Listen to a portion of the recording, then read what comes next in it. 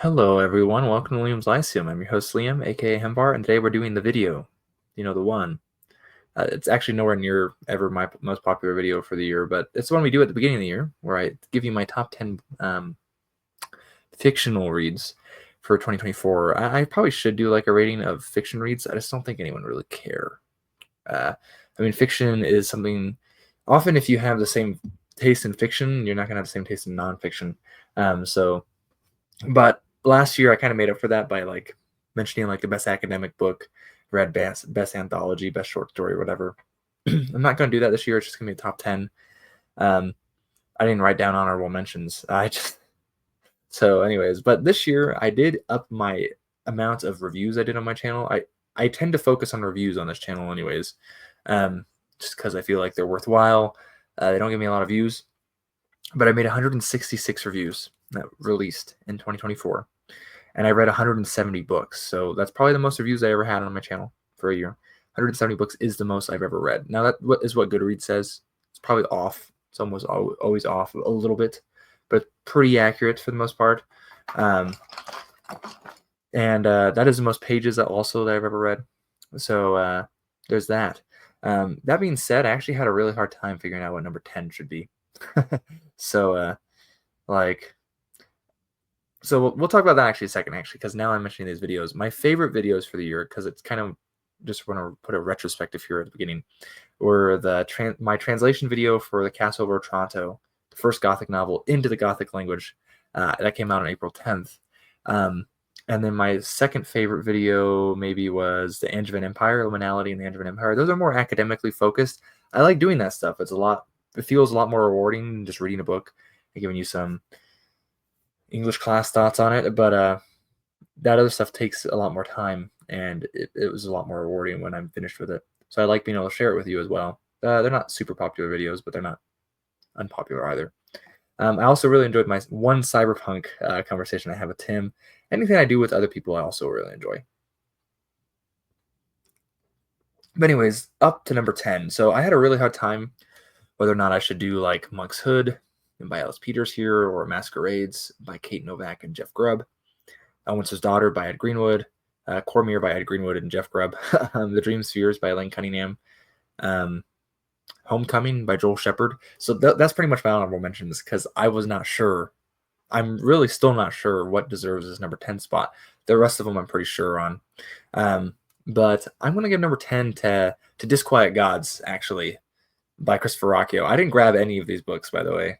I know, I just love not getting views on my channel. I have a copy. It's over there. It's signed.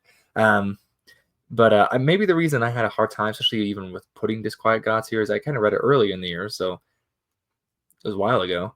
And also, I'm friends with Christopher now, and so it just seems weird to put his book up here. I would just admit that. So but I did enjoy it a lot. I'm looking forward to reading the final book in that series. In fact, Disquiet Gods is fun. I like to mention that I was in the same building as him when it was finished, when he finished writing it, that first draft, before I went to that order and stuff, which is not true, actually. I left like 5 minutes before he finished. He was so busy writing, and everyone else was like leaving because it was late. And I was like, okay, might as well just leave. But he was busy finishing. He was on the last sequence of the story. So, and the editor, it was at the editor's house, actually, Dave Butler's house. But anyhow, that's number 10, Disquiet Gods by Christopher Ruocchio. I think he's made this list every time I've done this. This is, I don't even know, you're number 3 or something like that. Sorry, my baby is going to sleep. He's a little upset. My wife is handling him, though. Hopefully it doesn't get too loud. I'll pause it if he does. Anyways, number 9, though, is going to be Spear by Nicola Griffith. So I've read 3 books by Nicola Griffith. I'm kind of mixed on one of them. I didn't really enjoy one of the other ones, but this one I really enjoyed. That's why it's on this list. Spear is an Arthurian tale. It's mostly related to the Percival romance genre, and it's enjoyable, and I really enjoyed it. It just really hits home. Feels like home, and that's what I like reading about Arthurian stuff. It feels very modern in a sense, very contemporary. But it's also very short, but it's very enjoyable. I really love Spear. I read that pretty early in the year as well, actually. So you should go and read Spear. Also, I'm going to try to not have repeat authors on here. If I have a book on here that I like that's by the author, I'll mention the other books by the author that I read this year that are worth mentioning. Anyways, number 8 was one of my first reads of the year again. So these are early ones. Was The Martian Chronicles by Ray Bradbury. I've never read anything else by Ray Bradbury. I had actually read one of the short stories in here, and now I'm actually blanking on the name of it. But I mentioned in my review earlier this year. I had read one of the short stories in like an anthology for like middle school, reading class, and so it stuck with me. It was very, very powerful, and I found Martian Chronicles to be very powerful. Lots of very short stories, lots of stuff it's touching on, very Cold War-esque, nuclear fallout-esque, but also with colonizing Mars, which is a little old school these days. I mean, the stuff came out in the 50s largely, or maybe 40s, and we don't really focus just on Mars these days. If you want to be big sci-fi, you're going to go outside the solar system. That out at the time inside the solar system was the thing. So, anyways, and it's just very poignant. It's very beautifully written. Good reminders. Also, like some good stuff in there that is just kind of funny, or stuff that's like a argument for a genre fiction almost.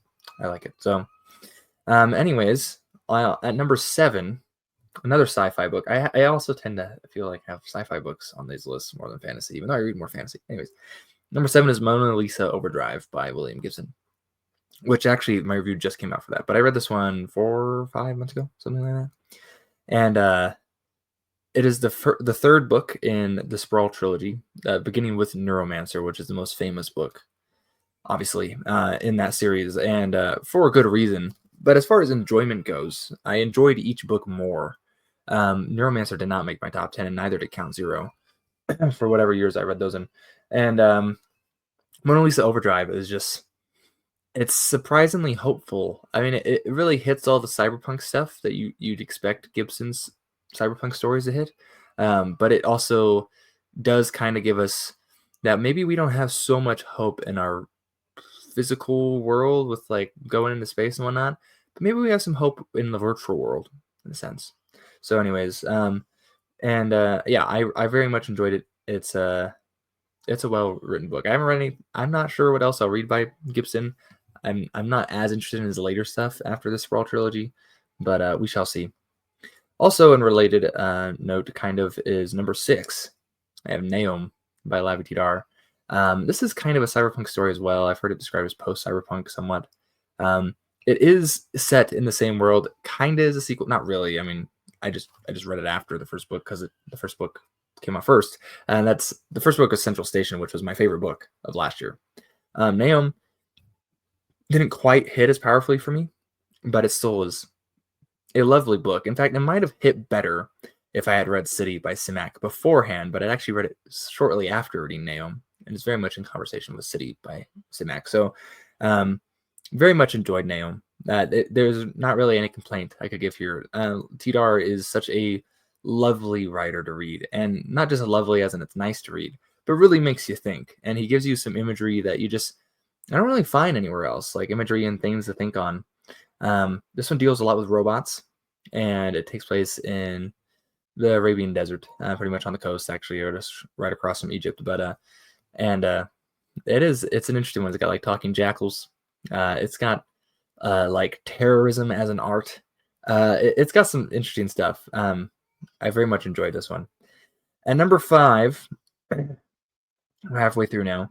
I have the Mareed Odron trilogy by George Alec Effinger. I actually read all 3 of these this year, which is not super common for me, actually. I tend to space up series, very much like is exemplified by the Sprawl trilogy, which I mentioned earlier. I'm not sure which one of these is my favorite. Also, it wasn't meant to be a trilogy. There was supposed to be more, but the author passed away. And they're kind of open-ended, so you can read one and it'll be fine. You can read the second one and not go to the third one. So Mareed Odron is very not popular these days, though, and they're also cyberpunk. But the first one is When Gravity Fails. I don't think my review is out for that yet, but I've recorded it. And then the second one is Fire and the Sun. The third one is Exile Kiss. I think the second one might be my favorite. I don't know, they're all just very different and have very different things going on for them. And I enjoy all of them. So just read those. I think Raf's made videos on them a year ago or two now, I don't know, but they are definitely worthwhile. And they're not super long either. Anyways, well, and I guess I should mention that they're cyberpunk but set in the Middle East, and they're having like Islam is having like a second golden age type of thing, while like the West crumbles essentially. So, anyways, number 4 is actually a fantasy book. So we're gonna go to Shadow of the Smoking Mountain by Howard Andrew Jones, which is book 3 in the Hanavar Chronicles. I read this one in August, I think, before it released. Howard was kind enough to send it to me, but it's, I think, probably my favorite of the Hanavar books. Lord of Shadowland is great. City of Marble and Blood, I really enjoyed as well. Didn't quite enjoy it as much as the first book, but Shadow of the Smoky Mountain is pretty much the end to an arc. Definitely not the end of the series, though we shall see how, well, Howard's health is not great. Though he did turn in the fourth draft. He turned in the draft of his 4th book in the series before his sickness kind of came on. So, but if it has to end here, I'm okay with that. And it is a lovely novel. It's got some nods to Sword and Sorcery, and as far as Sword and Sorcery goes, doesn't even have what I normally like in Sword and Sorcery. Right? It's not very weird. It doesn't have gothic overtones or language, and it's pretty straightforward. It's kind of Romanesque, right? I mean, like, it's a fake Rome setting type of thing, and Hanavar's a good guy. He's not like this gray character. He's not an anti-hero. He's an actual good guy. He's just playing good, and he's good at being a good guy. He's competent and whatnot. So I mean, like, he's still an outsider. So it definitely hits Sword and Sorcery for me, even though they're big books. Just the way it's written, it's kind of like a fix up. But it's largely not. It works really well. Shadow of the Smoky Mountain is a great novel. Some stories are better, some ones are less, but still, it ranks high. And this may be one of the few actually that on my list that will be on other people's lists, which I'm glad. I'm glad that Howard gets the recognition that he deserves with these great novels, but also Sword and Sorcery in general as a genre. So, anyways, at number 3, getting a top 3 now, with the bronze medal, we have Pavane by Keith Roberts. This is a weird novel because it gives you very different vibes. You pretty much have the whole novel where you have this one interesting vibe, and then at the very last bit of it, you have a different vibe, which is interesting how it's just kind of switched up. But overall, this novel is just lovely. You just get lost into it. It's got a very particular feel. And it's kind of sci-fi. It mostly reads as an alternate history, proto-steampunk-ish novel. It's essentially if I believe the premise is Elizabeth I gets assassinated, and so she isn't able to defend England against the Spanish Armada, and yada yada yada yada. So like some interesting stuff going on. So like Britain remains Catholic pretty much. It becomes back under the wing of Rome, and this different technology evolves. It's got like this fairy element too, which it's just a very interesting book, and I really enjoyed every second of it. It is divided up into short stories, which they kind of connect somewhat. Other times they don't connect really much at all, and they're just lovely. That they're just the difference you'll get in each short story. Some of them, I think one of them isn't even included sometimes in the book, and they might the order might change as well. The last ones need to be last, but for the most part, the other ones don't need to be so much. There are some again that the order matters, but otherwise, not always. So, Pavane, great book again. Raf, I know this one from Raf, so thanks, Raf. Another one that I don't know from anyone, and it's kind of hard to gauge. It very much feels more sci-fi to me than anything, though it definitely gets labeled these days as a weird. It's part of the weird movement, if you want to call it that. But no one had recommended this book to me. I've had this author recommended to me, though, and that's actually Venus on the Ground by Jeff Vandermeer. My review just came out for this. Very enjoyable novel. It's very short. It's written in 3 parts. It switches from third person, second person, first person, and wow, it is just flabbergasting to me because it has really horrific moments, has really cool moments. It works so well, just all of it, and I love it. Honestly, it's just so good. I'm happy to have read that one. I mostly grabbed it because it was short, not because of anything I'd heard about it. I mean, it is kind of playing on like Orpheus and Eurydice, but it's still it's good. Okay, like it gets weird. It kind of feels like sci-fi. There's anthropomorphic creatures, kind of. There's some weird stuff going on that's not super highly explained. And you definitely have this upper world, which isn't perfect. Seems very not nice actually outside the city. And then you have this underworld, which is very much not nice, where people are pretty much just objects.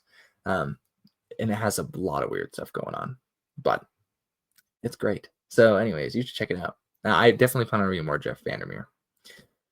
Um, and then I have at number one, which is not a really difficult choice actually, and I'm going to put it as one because actually today it's published as one book, and that is The Wizard Knight by Gene Wolfe. The Wizard and the Knight. I'm not sure which one I enjoyed more actually. Maybe the Knight. I really can't say because I enjoyed both of them really well.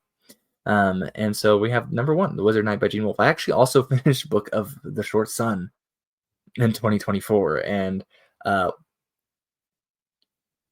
man, I don't even know where I'd put On Blue's Waters if I was including two from the same author. It's just so hard. On Blue's Waters, amazing. It's thinking Gene Wolfe. It's not fair. Anyways, but he's back at the number one spot because when I had read him before, he was at the number one spot until last year. So, but here he is again, The Wizard Knight. Now it's a great little duology fantasy.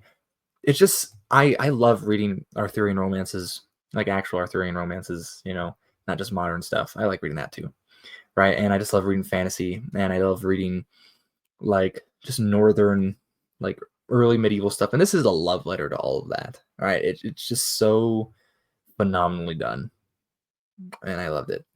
Just such a lovely experience. It wasn't like great in other ways that I like. I mean, like it's really hard to compare to any of the other books on this list.